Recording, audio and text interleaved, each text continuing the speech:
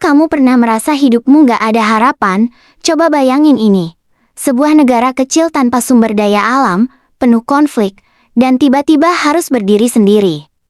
Itulah Singapura di tahun 1965. Kok bisa mereka bertahan, bahkan jadi negara maju? Yuk, kita mulai dari awal perjalanan mereka. Pada 9 Agustus 1965, Singapura dipisahkan dari Malaysia. Keputusan ini bukan karena Singapura ingin merdeka, tapi karena situasi politik yang memanas. Hubungan antara pemerintah Malaysia dan pemimpin Singapura, Lee Kuan Yew, udah nggak harmonis. Ketegangan soal isu rasial, ekonomi, dan politik bikin Malaysia akhirnya bilang, Singapura, kamu harus keluar. Waktu itu, di Malaysia ada ketegangan besar antara komunitas Melayu dan Tionghoa. Di Singapura sendiri, mayoritas penduduknya adalah Tionghoa, dan ini bikin Malaysia khawatir konflik rasial bakal meledak. Pemisahan dianggap jadi jalan terbaik. Tapi buat Singapura, ini kabar buruk. Lee Kuan Yew, yang waktu itu jadi Perdana Menteri, terlihat sangat terpukul. Dalam konferensi pers yang terkenal, dia menangis dan berkata, "For me, it is a moment of anguish." Artinya, ini adalah momen yang sangat menyakitkan. Kenapa dia sampai nangis? Karena Singapura ibarat bayi yang dilempar ke laut dan disuruh berenang. Luasnya cuma 700 km persegi, air bersih aja harus impor dari Malaysia. Nggak ada minyak, tambang, atau sumber daya lain untuk menopang ekonomi. Ditambah lagi, pengangguran tinggi, kemiskinan merajalela, dan situasi sosialnya kacau balau. Namun, dari sini mereka memulai perjalanan luar biasa. Setelah Singapura resmi merdeka, tantangan yang mereka hadapi nggak main-main. Kalau sebelumnya kita bilang mereka seperti bayi yang dilempar ke laut, sekarang kita lihat gimana bayi ini harus belajar berenang. Masalahnya berat banget, dari kemiskinan, konflik sosial, sampai tantangan geografis yang bikin pusing. Pertama, kemiskinan. Jangan bayangin Singapura dengan gedung pencakar langit seperti sekarang. Di tahun 1965, Singapura dipenuhi daerah kumuh. Rumah-rumahnya sempit, pengap, dan sanitasi buruk. Tingkat pengangguran tinggi, hampir separuh penduduk gak punya pekerjaan tetap, dan yang kerja pun gajinya pas-pasan. Ekonomi mereka benar-benar di ujung tanduk. Lalu, ada masalah konflik sosial. Sebagai negara multietnis dengan komunitas Tionghoa, Melayu, India, dan lainnya, hubungan antar etnis waktu itu nggak harmonis. Kerusuhan rasial besar di tahun 1961 masih meninggalkan luka mendalam, bikin kepercayaan antar komunitas sangat rapuh. Singapura butuh usaha keras untuk menyatukan masyarakatnya. Terakhir, tantangan geografis. Meski berada di jalur perdagangan internasional, luas Singapura cuma 700 km persegi, kecil banget.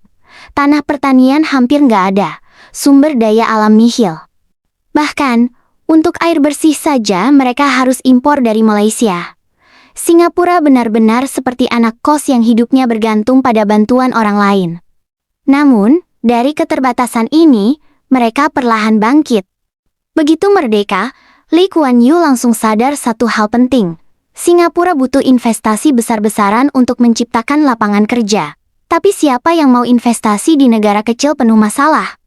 Disinilah kejeniusan Lee terlihat. Dia nggak mau buang waktu keliling dunia, meyakinkan para investor asing. Apa yang dia tawarkan? Stabilitas politik, tenaga kerja murah tapi disiplin, dan lokasi strategis untuk perdagangan internasional. Tapi menarik investor saja nggak cukup. Lee tahu, Singapura butuh strategi jangka panjang. Dia bekerja sama dengan ekonom asal Belanda, Albert Winsemius, yang memberi banyak masukan penting. Salah satunya, fokus pada industri manufaktur ringan seperti tekstil, karena cepat menciptakan lapangan kerja. Langkah ini jadi pondasi awal kebangkitan ekonomi Singapura. Lee juga paham bahwa stabilitas sosial adalah kunci. Salah satu kebijakan paling revolusionernya adalah perumahan umum HDB. Program ini bukan hanya menyediakan tempat tinggal murah, tapi juga mencampur berbagai etnis dalam satu lingkungan.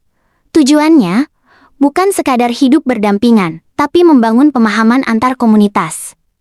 Dan yang bikin kepemimpinan Lee luar biasa adalah ketegasannya. Dia nggak ragu mengambil keputusan yang nggak populer demi masa depan negara.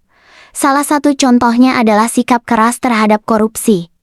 Di bawah kepemimpinannya, pejabat yang ketahuan main curang langsung habis kariernya. Stabilitas, disiplin, dan kebijakan visioner inilah yang jadi dasar transformasi Singapura. Singapura tahu mereka nggak punya sumber daya alam. Jadi Lee Kuan Yew fokus pada keunggulan yang ada, lokasi strategis di jalur perdagangan dunia.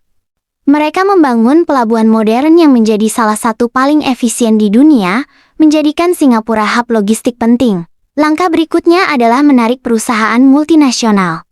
Dengan pajak rendah, regulasi jelas, dan infrastruktur kelas dunia, Singapura menciptakan lingkungan ramah investor. Proyek seperti Jurong Industrial Estate, yang awalnya diragukan, kini menjadi pusat ekonomi dengan ribuan pabrik dan jutaan lapangan kerja. Singapura juga mendiversifikasi ekonomi ke sektor perbankan, teknologi, dan pariwisata. Ikon seperti Marina Bay Sands menunjukkan keberhasilan memadukan ekonomi dan hiburan, sementara sektor farmasi dan bioteknologi menjadi tulang punggung baru. Untuk mendukung rakyatnya, pemerintah menciptakan Central Provident Fund (CPF), sistem tabungan nasional yang mendanai proyek besar seperti perumahan dan kesehatan. Dengan ini, rakyat makmur, ekonomi pun tumbuh. Kunci lainnya adalah disiplin tinggi, termasuk kebijakan anti korupsi yang ketat. Pejabat korup dihukum berat dan malu seumur hidup, meningkatkan kepercayaan investor. Transformasi Singapura bukan hanya soal strategi brilian, tapi juga eksekusi tanpa kompromi.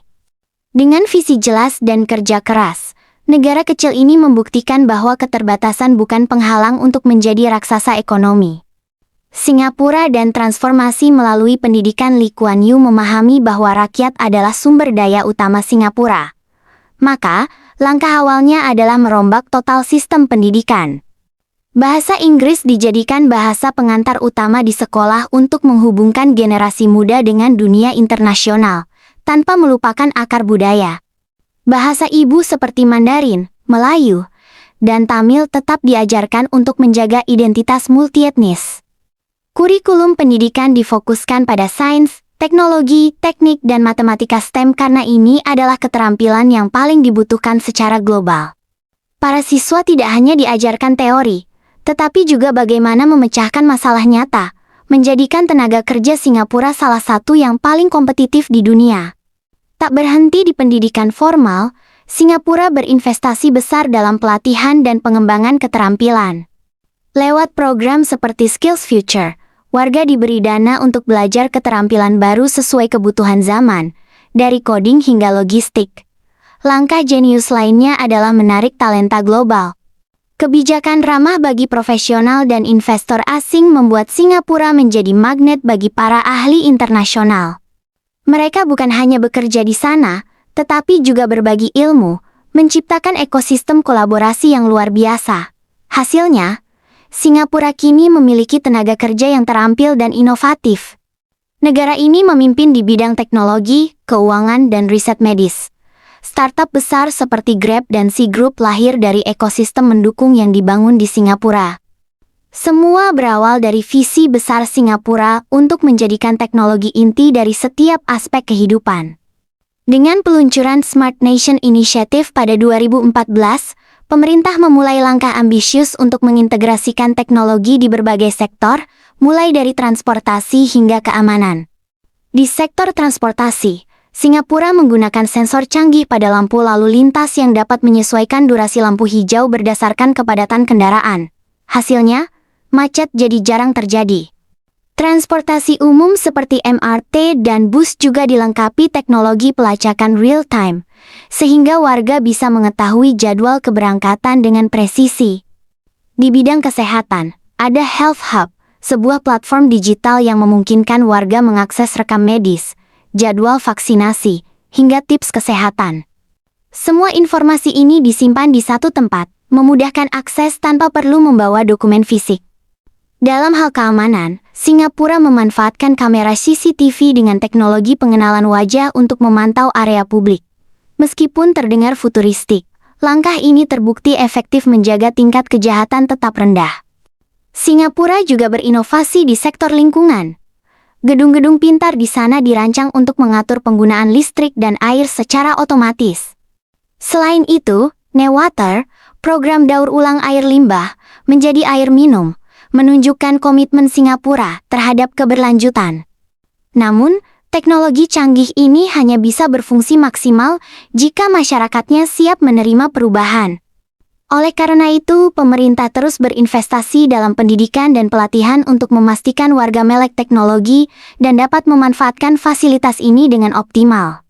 Dengan semua inovasi ini, Singapura tak hanya maju secara ekonomi, tetapi juga menjadi pelopor dalam penggunaan teknologi untuk meningkatkan kualitas hidup, dan perjalanan mereka belum selesai. Dengan fokus pada kecerdasan buatan dan energi terbarukan, masa depan Singapura tampak semakin cerah. Sejak awal kemerdekaan, Singapura memahami bahwa hubungan antar negara adalah fondasi utama untuk bertahan dan berkembang. Dengan prinsip, kita kecil, tapi kita penting, Singapura memanfaatkan lokasi strategisnya untuk menjalin hubungan internasional yang kuat. Salah satu langkah strategis mereka adalah bergabung dengan ASEAN pada 1967. Melalui organisasi ini, Singapura tidak hanya menjadi bagian dari komunitas regional, tetapi juga berperan sebagai mediator dalam konflik Asia Tenggara. Mereka mempromosikan stabilitas kawasan, menjadikannya mitra yang dapat diandalkan oleh negara-negara tetangga. Tidak berhenti di sana, Singapura juga membangun hubungan baik dengan kekuatan dunia seperti Amerika Serikat dan Tiongkok. Tanpa memihak secara berlebihan, Singapura membuka pintu investasi dari kedua negara, sambil menjaga netralitas dalam isu-isu sensitif. Diplomasi mereka menunjukkan keahlian dalam menyeimbangkan kepentingan global. Selain itu, peran aktif Singapura dalam organisasi internasional seperti PBB, WTO, dan IMF semakin mengukuhkan posisinya di dunia. Mereka membawa suara negara kecil dengan solusi besar, menjadikannya contoh negara yang memanfaatkan keterbatasan sebagai keunggulan. Bahkan, Bandara Changi sering menjadi tuan rumah pertemuan diplomasi besar, seperti pertemuan Donald Trump dan Kim Jong-un pada 2018. Pelajaran yang bisa kita petik. Singapura tidak pernah terpaku pada rencana jangka pendek. Mereka selalu menyiapkan strategi untuk dekade mendatang, memastikan keberlanjutan setiap langkah yang diambil. Kebijakan pemerintah Singapura melibatkan partisipasi aktif rakyatnya. Mulai dari pendidikan, kesehatan, hingga teknologi, semua dirancang agar rakyat ikut bergerak dan merasa memiliki. Langkah inovatif seperti mendaur ulang air limbah menjadi air minum, atau menjadikan dirinya pusat keuangan dunia membuktikan keberanian Singapura untuk melakukan hal-hal yang belum pernah dilakukan sebelumnya. Singapura mengajarkan bahwa ukuran negara bukanlah batas dari ambisi. Dengan strategi cerdas, kerja keras, dan komitmen untuk terus maju, negara kecil pun bisa menjadi pemain besar di panggung global.